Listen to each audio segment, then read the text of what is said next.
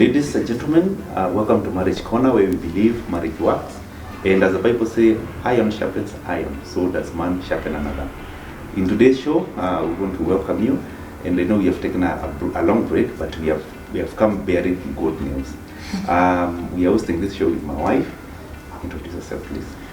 My name is Caroline Kanana Murithi, and I'm happy today that we are tackling a topic that is dear to my heart.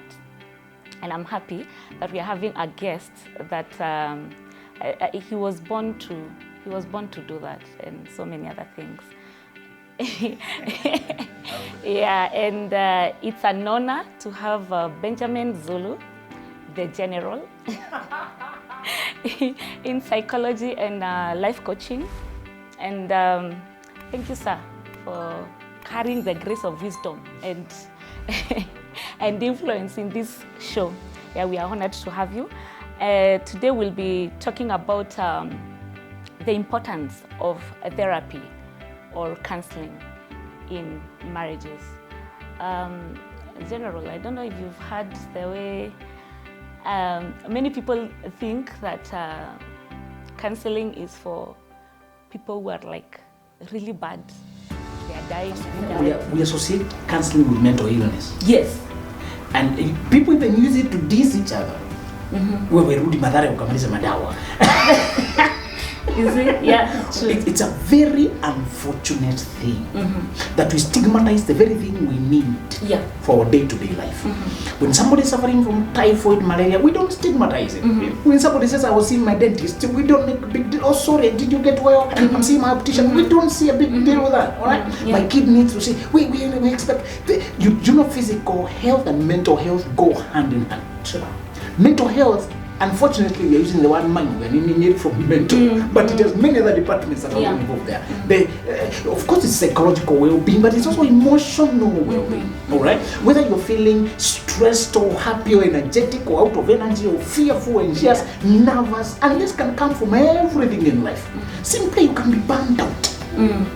You know, burnout comes from when Jesus went to call the two disciples. He found them mending their nets. You mend the nets because you caught some fish and they tore off the net. Alright? In life, you have to mend the net of your life. Yes. Meaning you actually caught fish. You actually worked. You actually achieved. You actually did positive things. And whenever you achieve, there is 10 where. So the first thing about psychological counseling that nobody is talking about, we call it therapy, and we associate therapy with the treatment. Yet physio or this, when you do for massages or those kind of things, we don't stigmatize them. Exactly. So the first enlightenment, those of us who understand, should lead the rest in normalizing the word counseling, psychology. And one reason I call myself life coach, although the degree I did is psychological counseling, is because I'm trying to make the counseling itself more appealing and normal to the people. Because in Africa, there's some things that are almost taboo. That are seen as to be man is to be tough, shed no tears, you're a lion. Absolutely. And this topic has become necessary because of us. Thank you for that. We are the culprits. All that about gender. Now that you've been called. I know you people know you in the many shows and through the media. But tell us a little about yourself. All right, thank you. I'm just Benjamin. She was just being happy with her titles. You can see she's sanguine, very sanguine. And we need them to bring color and energy. Benjamin Zulu, I'm a counseling psychologist and life coach. And my first, I came from background of law, but I felt my passion was elsewhere. Law is a universal starter. That's another career coaching course. Look at people like Simon Baby, Obama, even Martin Luther. They started law. So law is a social engineering course. When you do it, you can fit anywhere in society, as long as you can tailor yourself for what you wanted. So my background came there, but I wanted to. You know, law fixes blame. You are responsible for this amount of money. You will do this. But I wanted psychology fixes the problem. Yes. All right. So I wanted to fix the problem. I wanted to understand what is going on, what is the root. So I'm a life coach, and my passion is issues of life, not just crisis. Yes. Wow. Can we avert the crisis? Wow. Exactly. Wow. Yeah. And now, thank you, Billy. So that leads us to this question. Oh, it's important to say I'm married. Okay. It's important. Yes, This couple.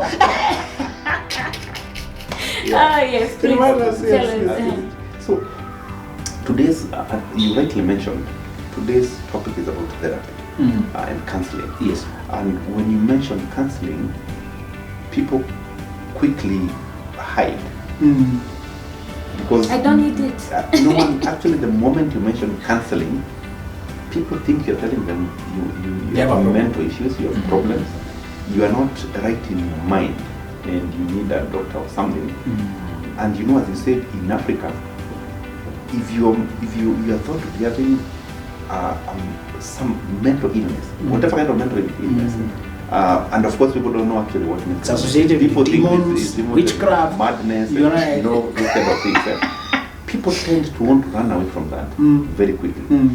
And you again said it right, that the two people on this side are actually the main culprits when it comes to issues to do with therapy. They don't want to get into that. But again, if you look at our society, they are on the receiving end when it comes to mental imbalances and especially with the kind of life we have now. Could you tell us why is it important? Why is it important that whether I'm an individual and in our context here talking about it within a marriage to have therapy or counseling? Why would it really be important? Let me start by taking a jab, a kick at our ladies before we come to us. Men, the ego of men has been overpraised. When men are being prepared for premarital counseling, you know, the man ego, they be careful with his ego, and they never define what they're calling ego. Because of his ego. And in essence, what they're calling that is immaturity, oversensitivity. Say it again. So actually, it's not the ego, it's basically immaturity. You're being told to tolerate. Exactly. It is him who is supposed to take care of his ego. Preach it again. Say it again. My wife will not walk on eggshells to watch out not to trigger my ego, lest I blow out. She's my first critic. If she corrects me at home, I will not be crushed outside. Many men go wrong because they muzzled the alarm at home. Please, that is very important. My wife, she's the first person. She corrects me with love because I know she means well. But I know if her medicine is bitter, the medicine out here would have finished it. Thank you. Many times she'll say, that can come out as arrogant. You don't mean it so, but people will see it as arrogant. She'll say that. You know, the boundary between confidence and arrogance is narrow. When you're sure of what you're saying, it's very easy for people to say this one. I say that a lot. Yes, when you're bold and assertive, people will think you're snobbish. So, you always need an internal check system, and the first check system is my wife. So I was telling you, the problem, I want to tell ladies that your ladies are brought up in mentorship. It's natural to be taught, to be corrected, to be in secondary schools. They have mother, daughter, grandmother relationships. The form ones are adopted by mother figures in form 3. So boys don't know that. You, my son, my daddy. They actually bully. The thing we do, that's the kind of introduction. You mentor, we bully. Boys bully, girls mother. I've never thought about it like that. So girls, even when girls are young, they play in family. They play family, they play mom, they play. So it's natural for them. Men play driving a car, flying. So by the time we are getting married, she has fantasized marriage so much. She has colors, her favorite color, her favorite arrangement of this. And me, I'm wondering, okay, so what's the point? Remember, as boys, yes. you out there, you learn to be rough. Exactly. You wrestle, you fight, you do crazy things. Don't cry. Exactly. So and when you're doing those stuff, when you cry, as you said, the other boys are like, I mean, what are you crying about? Yeah. Can you imagine that sickness has become normal?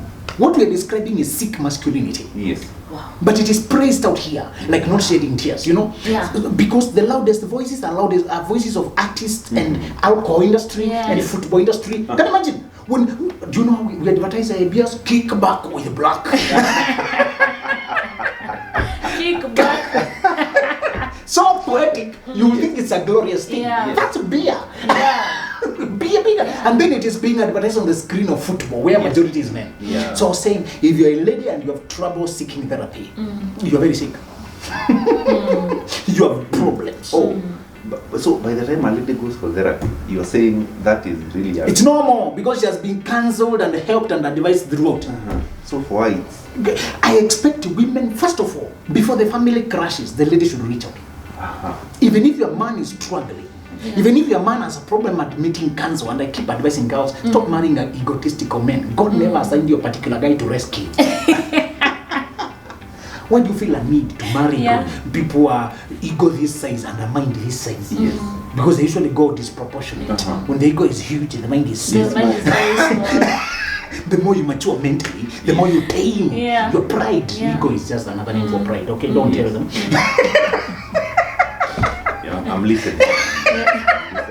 In psychology, you say id, ego, super ego. Yes. So id is the baby, the child who doesn't think, just desiring. Then ego is you. Then super ego is the parent. So in order to balance, when you are ego, you both take care of the child and listen to the parent. So it's the work of every person. To take care of the emotions, your desires, your cravings, your lust, your passion, your greed, and also listen to your mind that you control. So ego is fed by balancing between the primitive, blind cravings, desires, and the superego, the rational mind, the compassion. So you balance your own needs versus the realities you're living in. It's the work of every man to develop his own ego. So I was saying, if you're a lady and you still don't take advice easily, please, you're behind among ladies. You are a tail. Ladies are naturally, they don't take it as a personal affront to admit weakness. Ladies say, I feel down. Oh, my wife teaches me a lot because she has that childlike ease of saying,